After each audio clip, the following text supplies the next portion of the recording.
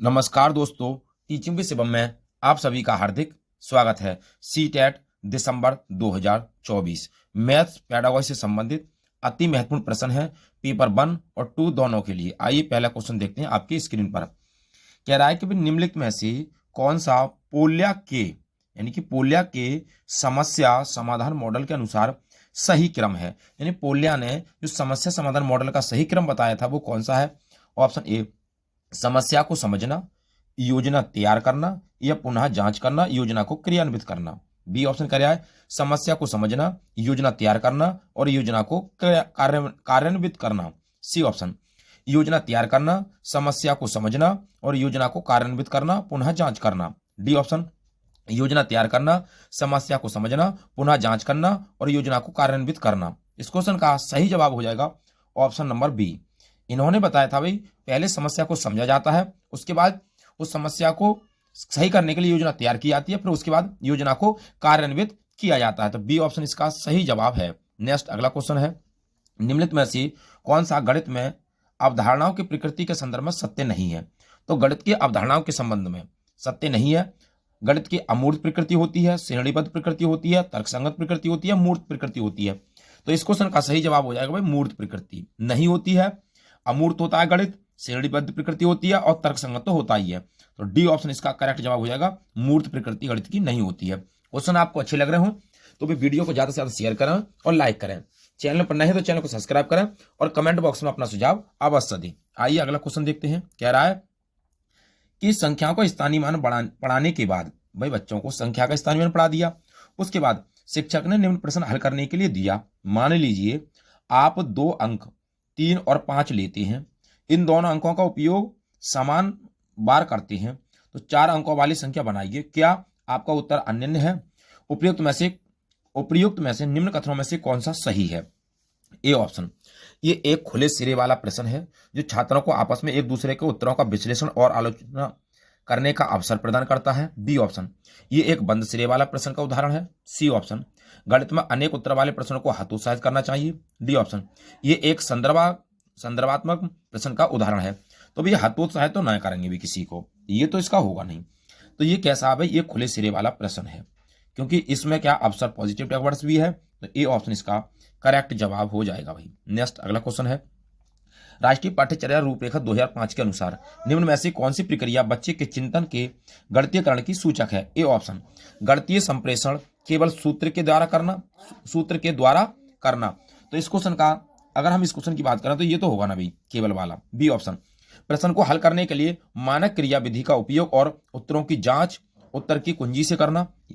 तो ये बी वाला भी नहीं होगा भाई, उत्तर की जांच नहीं करेंगे। सी ऑप्शन आसपास की भिन्न भिन्न वस्तुओं के भार का अनुमान लगाना और उत्तरों पर सहपाठियों द्वारा शिक्षकों के साथ विचार विमर्श करना हो सकता है। डी ऑप्शन शिक्षक द्वारा दिए गए सुनिश्चित निर्देशों के अनुसार योग पर क्रियाकलाप करना।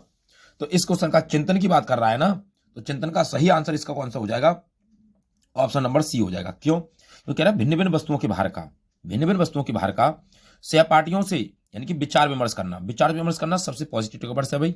सी ऑप्शन करेक्ट जवाब है। नेक्स्ट अगला है, राष्ट्रीय पाठ्यचर्या रूपरेखा 2005 के अनुसार गणित शिक्षा का आकार चौड़े और गोलीय होने के स्थान पर ज्यादा ऊंचा और तो कुंवार हो गया है, इसका अर्थ क्या है? ए ऑप्शन प्राथमिक विद्यालयों और उच्च विद्यालयों के शिक्षकों में पारस्परिक संवाद संप्रेषण नहीं है। बी ऑप्शन गणित पाठ्यक्रम में विषयों का परिचय कठिनाई के श्रेणीबद्ध स्तरों के अनुसार दिया गया है। सी ऑप्शन गत वर्षों में बहुत से नए विषयों के समावेश से गणित पाठ्यक्रम के परिमाण में वृद्धि हुई है। डी ऑप्शन पाठ्यचर्या के गतिमान होने के कारण कुछ आधारभूत विषयों की काटछांट की गई है जिससे कि नए विषयों का समावेश किया जा सकता है और उच्च गणित के लिए अध्ययन की महत्वपूर्ण है। तो भाई अगर हम इस क्वेश्चन की बात करें, ये कह रहा है भाई कुंवार हो गया है, इसका अर्थ तो हो गया भाई डी ऑप्शन वाला करेक्ट जवाब हो जाएगा। डी ऑप्शन भाई। नेक्स्ट अगला क्वेश्चन है, कह रहे हैं निम्नलिखित में से कौन सी प्राथमिक कक्षा के छात्रों के आकलन की उपयुक्त विधि नहीं है?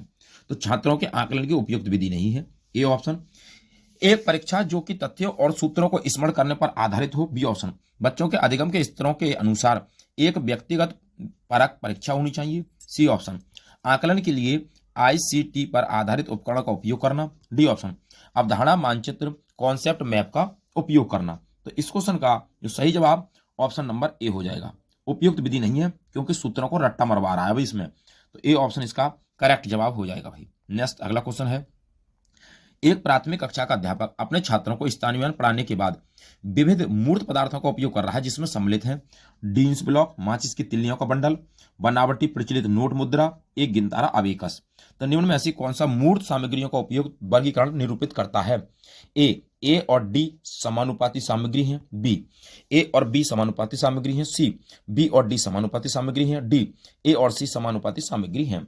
तो इस क्वेश्चन का जो सही आंसर हो जाएगा, ए और बी क्या है? समानुपाती सामग्री है। बी ऑप्शन इसका करेक्ट जवाब हो जाएगा भाई। नेक्स्ट अगला क्वेश्चन है, बच्चों को गणितीय अवधारणाओं का पूर्व ज्ञान आकलन के लिए महत्वपूर्ण है क्योंकि? ए ऑप्शन ये गणितीय तथ्यों को स्मरण करने में सहायता करता है। बी ऑप्शन गणित अन्य विषयों के साथ एकीकृत समाकलित है। सी ऑप्शन ये योगात्मक आकलन में सहायक होता है। डी ऑप्शन गणितीय अवधारणाओं की प्रकृति श्रेणीबद्ध है। तो इस क्वेश्चन का सही जवाब है गणितीय अवधारणाओं की प्रकृति जो वो क्या है, वो श्रेणीबद्ध है। डी ऑप्शन इसका करेक्ट जवाब हो जाएगा भाई। नेक्स्ट आइए अगला क्वेश्चन देखते हैं, 6 और 7 का योग 13 है। ये एक उदाहरण है किसका? परिभाषा, प्रतिज्ञप्ति या साध्य का, मुक्त वाक्य या संयोजन, समुच्चयबोधक वाक्य। तो भाई कैसा वाक्य है ये आपको बताना है। तो ये है भाई साध्य वाक्य, प्रतिज्ञप्ति वाक्य है। बी ऑप्शन इसका सही जवाब हो जाएगा भाई। नेक्स्ट अगला है, निम्नलिखित संज्ञानात्मक क्षेत्र के स्तरों में अपसारी चिंतन प्रक्रियाओं के लिए कौन सी उत्तरदायी है? ए ऑप्शन ज्ञान, बोध, अर्थबोध और अनुप्रयोग। बी ऑप्शन विश्लेषण, संश्लेषण और मूल्यांकन। सी ज्ञान, विश्लेषण और मूल्यांकन। डी अर्थबोध, विश्लेषण और मूल्यांकन। तो कह रहा है कौन सा? ये बेंजामिन एस ब्लूम की बात कर रहा है भाई यहाँ पर। तो सही जवाब हो जाएगा विश्लेषण, संश्लेषण और मूल्यांकन। ये अपसारी चिंतन की बात कर रहा है ना, तो बी ऑप्शन इसका सही जवाब हो जाएगा बेंजामिन एस ब्लूम के अनुसार। नेक्स्ट अगला है, जीवबोर्ड पर आधारित क्रियाकलापों से परिचय देने के लिए अति उपयुक्त कारण हो सकता है कौन सा? ए ऑप्शन अधिगमकर्ताओं को रेखा और कोणों को पढ़ाना। बी ऑप्शन अधिगमकर्ताओं को भिन्न प्रकार के त्रिभुजों को पढ़ाना। सी ऑप्शन अधिगमकर्ताओं को आयतन पढ़ाना। डी ऑप्शन विभिन्न ज्यामितीय अवधारणाओं की जांच अन्वेषण के लिए मूर्त प्रदर्शन देना। तो भाई जीव बोर्ड की बात पूछ रहा है, तो सही आंसर कौन सा? अन्वेषण, खोज की बात आ रही है ना यहाँ पर, जांच की। तो डी ऑप्शन इसका करेक्ट जवाब हो जाएगा। यही तो देखना है आपको भाई, सीटेट के अंदर आपको क्या देखनी है भाई, टैग वर्ड्स पे भी जरा ध्यान रखना है। पॉजिटिव कौन सा प्रश्न है? पॉजिटिव जब पूछ रहा है तो पॉजिटिव उसका आंसर होगा ना। नेक्स्ट अगला क्वेश्चन है, स्थानीय मान की संकल्पना के शिक्षण के लिए अध्यापक कक्षा में भिन्न भिन्न प्रकार की सामग्री लाता है, जैसे गिनतारा, डीन्स ब्लॉक, 1 रुपये, 10 रुपये, 100 रुपये की नकली मुद्रा नोट। उपयुक्त स्थिति में अध्यापक डीन सिद्धांत के कौन से नियम का आश्रय ले रहा है? ए ऑप्शन गतिक नियम। बी ऑप्शन गणितीय परिवर्तनशीलता का नियम। सी ऑप्शन बोधात्मक परिवर्तनशीलता का नियम। डी ऑप्शन रचनात्मक नियम। तो भाई किसका ये श्रेय ले रहा है? सही जवाब हो जाएगा बोधात्मक परिवर्तनशीलता का नियम। सी ऑप्शन इसका सही जवाब है भाई। नेक्स्ट अगला है, त्रुटियां गणित में एक महत्वपूर्ण भूमिका निभाती हैं। ये एक वाक्य है किसका? ए ऑप्शन गलत है, क्योंकि त्रुटियां गणित के प्रति लापरवाही, भाई गणित के प्रति लापरवाही करेंगी त्रुटियां, तो ये तो होगा नहीं। सही है, क्योंकि शिक्षक को ये समझने में मदद मिलती है कि बच्चे ने गणितीय अवधारणाओं का निर्माण कैसे किया। बिल्कुल हो सकता है। गलत है, गलत तो होगा ही नहीं भैया।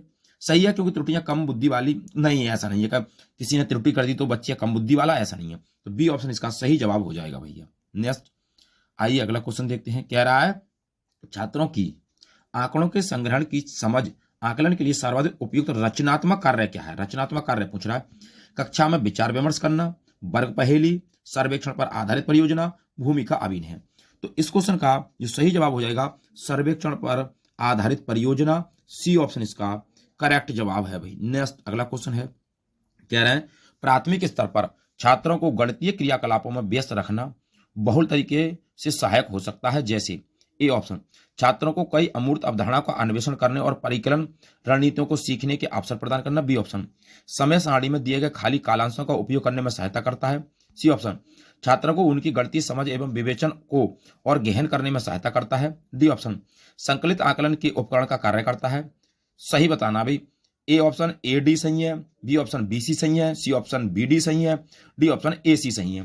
तो इस क्वेश्चन का सही जवाब हो जाएगा भाई ए और सी दोनों सही है, यानी कि ए वाला और सी वाला दोनों सही है भैया। आइए नेक्स्ट अगला क्वेश्चन देखते हैं। कह रहा है, ज्यामिति को गणित का एक महत्वपूर्ण क्षेत्र माना गया है और प्राथमिक गणित का यह एक अभिन्न भाग होना चाहिए। ऐसा इसलिए है क्योंकि ए ऑप्शन सभी छात्र ज्यामिति में अच्छे अंक प्राप्त करते हैं क्योंकि यह समझने में सरल है। बी ऑप्शन ज्यामितीय गतिविधि उन्मुख है और खेलने का समय देती है। C option. कई प्रसिद्ध गणितज्ञों ने ज्यामिति के विकास में सहयोग दिया। D option. ज्यामिति के अनुभव दैनिक जीवन में अधिगम और गणितीय विचारों एवं अवधारणाओं के अधिगम को दृश्यीकरण में सहायता करते हैं। तो इस क्वेश्चन का सही जवाब हो जाएगा डी ऑप्शन। डी ऑप्शन ज्यामिति के अनुभव भैया। नेक्स्ट कह रहा है कि कंचों के खेल में रेणु 4 कंचे हार जाती है, उसके पास 7 कंचे बची हैं, उसने कितने कंचों के साथ खेलना शुरू किया था? उपर्युक्त प्रश्न किसका उदाहरण है? A option. योग पर संदर्भात्मक प्रश्न, खुले सिरे वाला प्रश्न, बहुविकल्पीय प्रश्न या व्यापकलन पर संदर्भात्मक प्रश्न। ये कैसा प्रश्न है भैया? ये जो प्रश्न है योग पर संदर्भात्मक प्रश्न है। ए ऑप्शन इसका सही जवाब हो जाएगा। नेक्स्ट अगला क्वेश्चन है, हम पास्टिक पद्धति का उपयोग कहाँ करते हैं? हम पास्टिक पद्धति का उपयोग कहाँ पर करते हैं? A option. आंकड़ों के प्रमात्रीकरण परिमाण के लिए, कोणों को मापने के लिए, दूरी को फुट और गज में मापने के लिए, हिंदी अरबी संख्याओं को लिखने के लिए। तो भी किस पर प्रयोग करते हैं? सही जवाब हो जाएगा कोणों को मापने के लिए।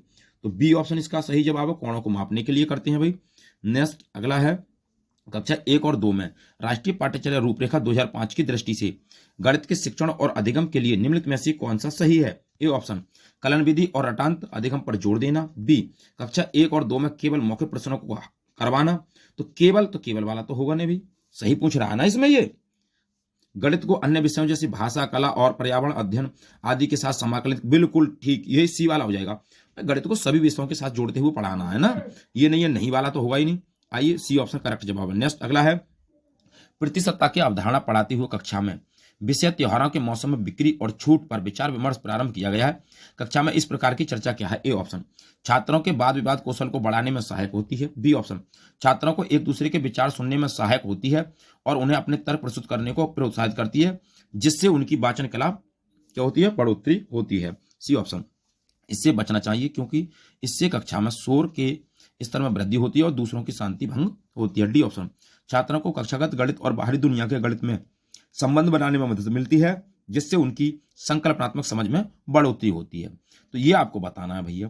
तो इस क्वेश्चन की अगर हम बात करें तो सही जवाब ऑप्शन नंबर डी हो जाएगा। क्यों कह रहा है कि संकल्पनात्मक समझ में बढ़ोतरी होती है बाहरी दुनिया में।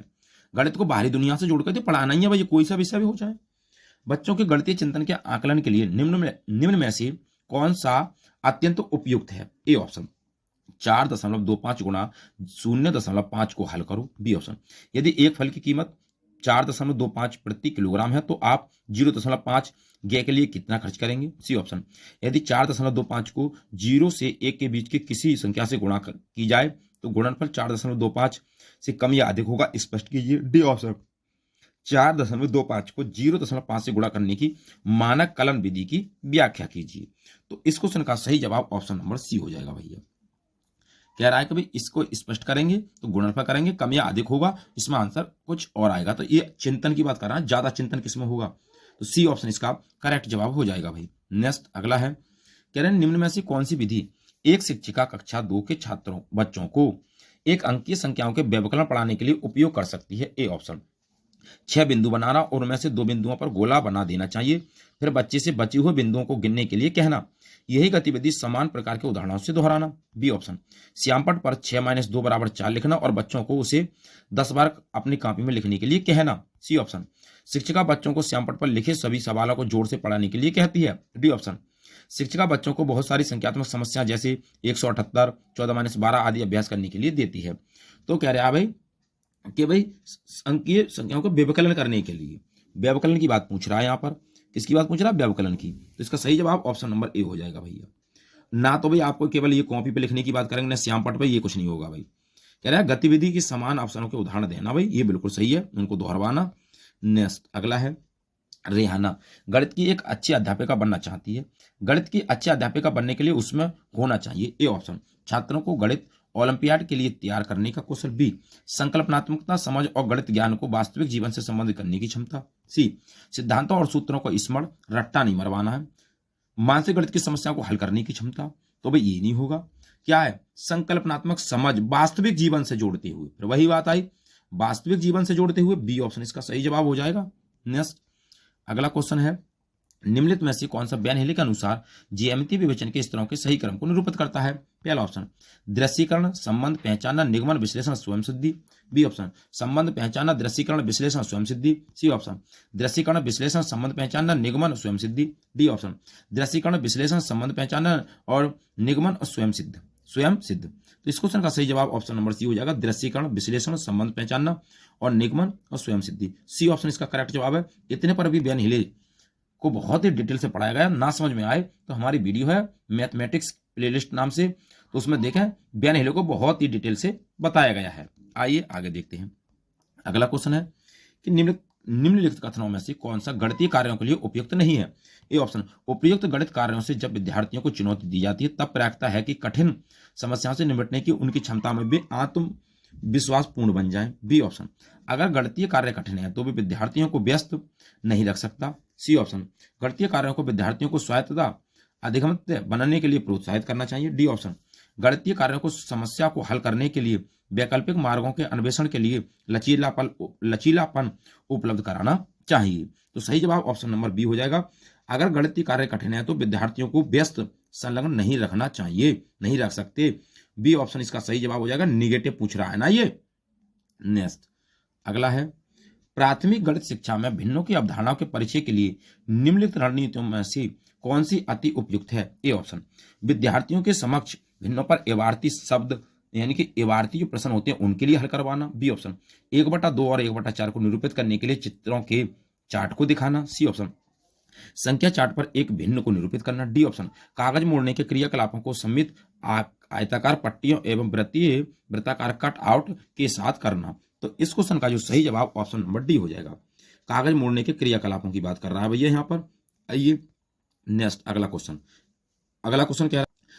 कह रहा है, दिए गए कथनों को अभिकथन ए और कारण आर की तरह चिन्हित किया गया। तो कथन क्या कहता है भाई? प्राथमिक विद्यालय में गणित पाठ्यचर्या को मूर्त से अमूर्त की ओर बढ़ना चाहिए। कारण क्या कहता है?